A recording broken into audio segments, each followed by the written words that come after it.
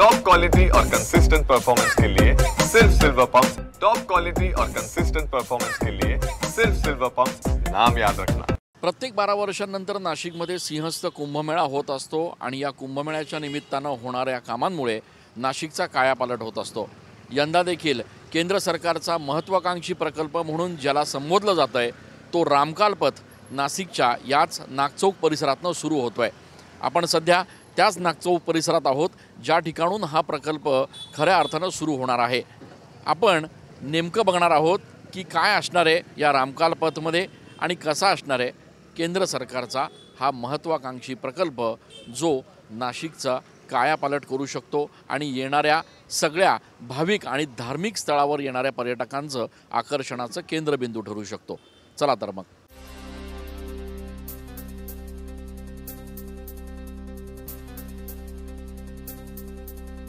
नाशिकमध्ये 2026-27 मध्ये होणाऱ्या सिंहस्थ कुंभमेळ्याचं खास आकर्षण ठरणार आहे तो केंद्र सरकारचा महत्त्वाकांक्षी प्रकल्प असलेला रामकाल पथ।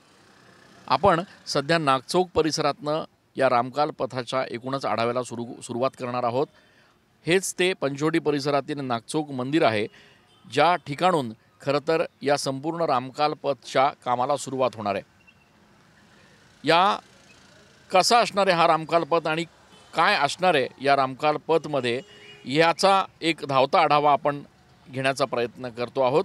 आपण सध्या नागचौकापासून ते काळाराम मंदिराच्या दिशेनं जात असताना दोन्ही बाजूला दिसणारे हे सगळे जे घरं आहेत जे रस्ते आहेत ते या ठिकाणी मोठे केले जाणार आहेत आणि त्यासोबतच या दोन्ही बाजूंना खरं तर आकर्षक अशा स्वरूपाच्या कमानी देखील तयार केल्या जाणार आहे। हा रस्ता सरळ जातो तो ऐतिहासिक काळाराम मंदिराकडे। या रस्त्याच्या दुतर्फा सुंदर अशा नक्षीदार कमानी देखील उभारल्या जाणार आहेत। येणाऱ्या भाविकांना मंदिराकडे जाताना प्रभू श्री रामचंद्रांच्या रामायणातील वेगवेगळ्या घटनांवर आधारित असलेल्या चित्रांचं दर्शन होईल अशा स्वरूपाच्या सुंदर आकर्षक कमानी ज्या आहेत ते या रस्त्यावर उभारल्या जाणार आहेत। नाशिकचं ऐतिहासिक काळाराम मंदिर हे त्याच ठिकाणी उभारण्यात आलेलं आहे ज्या ठिकाणी असं मानलं जातं की प्रभू श्री रामचंद्रांनी जवळपास वनवासातला 2.5 वर्षांचा कालावधी व्यतीत केला होता। हा संपूर्ण तोच परिसर आहे ज्या ठिकाणून सीता मातेचं रावणानं सीताहरण केलं होतं आणि त्यामुळे हा संपूर्ण परिसर अशा पद्धतीनं तयार केला जाणार आहे की येणाऱ्या भाविकांना येणाऱ्या पर्यटकांना जणू आपण रामकालातच अवतरलो आहोत की काय अशी भावना त्यांना निर्माण होईल अशा पद्धतीचा हा संपूर्ण परिसर जो आहे तो तयार केला जाणार आहे। काळाराम मंदिराच्या आजूबाजूला असलेले हे सगळे जे घरं आहेत ज्या वास्तू आहेत त्या या ठिकाणी पूर्णपणे सजवल्या जाणार आहेत। हा काळाराम मंदिराचा मुख्य पूर्व महाद्वार जो आहे त्या महाद्वाराचं देखील आकर्षक अशा पद्धतीनं एक मेकओव्हर जो आहे तो या ठिकाणी केला जाणार आहे। काळाराम मंदिराच्या मुख्य प्रमुख द्वारापासून हा रस्ता जो आता गोदा घाटाकडे जातो आणि मध्ये एकूणच सरदार चौक परिसर जो आहे तो देखील या ठिकाणी लागतो। या संपूर्ण परिसरामध्ये अनेक छोटे मोठे ऐतिहासिक मंदिरं आहेत। या मंदिरांचं सुशोभीकरण त्यांची डागडुजी करून या सगळ्या मंदिरांवर सुंदर अशा स्वरूपाचे रामायणकालीन चित्र जे आहेत ते या ठिकाणी उभारले जाणार आहेत। यासोबतच काळाराम मंदिराचा हा दक्षिण दरवाजा या दक्षिण दरवाजाचं देखील पूर्ण नूतनीकरण करून समोरून जाणारे रस्ते जे आहेत ते देखील मोठे केले जाणार आहेत। आजूबाजूला जे वाडे आहेत जे अनधिकृत किंवा अतिक्रमित आहेत त्यांच्यावर महापालिकेनं आत्ता खुणा केलेल्या आहेत आणि या खुणा केल्याचा अर्थ असा की या वाड्यांना पाडून त्या ठिकाणी हा संपूर्ण रस्ता जो आहे तो रुंद केला जाणार आहे। आपण आता काळाराम मंदिराच्या रस्त्यापासून सरदार चौक परिसराकडे जातो आहोत आणि या दुतर्फा आपण बघतोय की हा जो रस्ता आहे हा अत्यंत छोटा आहे।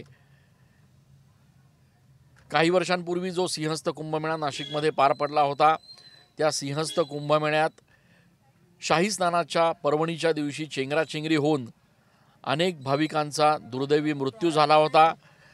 अत्यंत दुर्दैवी अशी ही घटना जी घडली होती ती याच शंकराचार्य मठाच्या कोपऱ्यावर हा तोच परिसर आहे ज्या ठिकाणी आता रामकालपथच्या माध्यमातून एक मोठा रस्ता जो आहे तो या ठिकाणी केला जाणार आहे। सरदार चौक परिसर या परिसराला देखील अनन्यसाधारण असं ऐतिहासिक महत्त्व आहे। ज्या ज्या ठिकाणी प्रभू श्रीरामचंद्रांचं वास्तव्य राहिलं आहे, ज्या ज्या ठिकाणी प्रभू श्रीरामचंद्रांच्या पदस्पर्शानं परिसर पावन झालेला आहे त्या संपूर्ण भागामध्ये रामकालपथ जो आहे तो उभारला जाणार आहे। आणि या रामकालपथमध्ये फक्त प्रभू श्रीरामचंद्रांच्या चित्रांचंच प्रदर्शन नसणार आहे, तर 3D प्रेझेंटेशन, त्याचप्रमाणे लेझर शो, एक रामधून ज्या पद्धतीनं अयोध्येच्या संपूर्ण मंदिर परिसरात कॉरिडॉर उभारण्यात आलेला आहे, काशी विश्वेश्वराच्या मंदिराच्या परिसरात कॉरिडॉर उभारण्यात आलेला आहे, तसा कॉरिडॉर जो आहे तो या संपूर्ण परिसरात आपल्याला बघायला मिळणार आहे। या परिसरात असलेले छोटे मोठे जे मंदिर आहेत त्या मंदिरांची देखील आकर्षक अशा पद्धतीनं डागडुजी करून सजावट केली जाणार आहे। गोदाघाट परिसर, ज्या गोदाघाट परिसरावर सिंहस्थ कुंभमेळ्याचं आयोजन केलं जाणार आहे आणि लाखोंच्या संख्येनं साधू संत महंत भाविक पर्यटक हे याच गोदावरीच्या डोहामध्ये तीर्थस्नान करण्यासाठी येणार आहेत। त्या गोदाघाटाचा देखील पूर्ण कायापालट या रामकल्पातच्या माध्यमातून केला जाणार आहे। त्याच्यामुळे एकूणच हा संपूर्ण जो परिसर आहे तो प्रभू श्रीरामचंद्रांच्या एकूणच अस्तित्वाची जाण करून देणारा, राम नाम जप करायला लावणारा आणि कायमस्वरूपी चिरकाल या सिंहस्थाच्या स्मृती भाविकांच्या मनात जोपासून ठेवणारा रामकालपथ जो आहे तो या ठिकाणी तयार केला जाणार आहे। अर्थात केंद्र सरकारच्या या महत्त्वाकांक्षी प्रकल्पासाठी नाशिक महानगरपालिका देखील आता युद्धपातळीवर काम करते आहे आणि सगळ्यात पहिलं सिंहस्थाचं काम जे आहे ते रामकालपथाच्या माध्यमातून आता सुरू होणार आहे। त्यामुळे आगामी काळात सिंहस्थाच्या निमित्तानं नाशिकची एक आगळी वेगळी ओळख जगाला होईल अशी अपेक्षा आहे। कॅमेरा पर्सन आकाश येवलेसह मी चंदन पूजा अधिकारी, TV9 मराठी।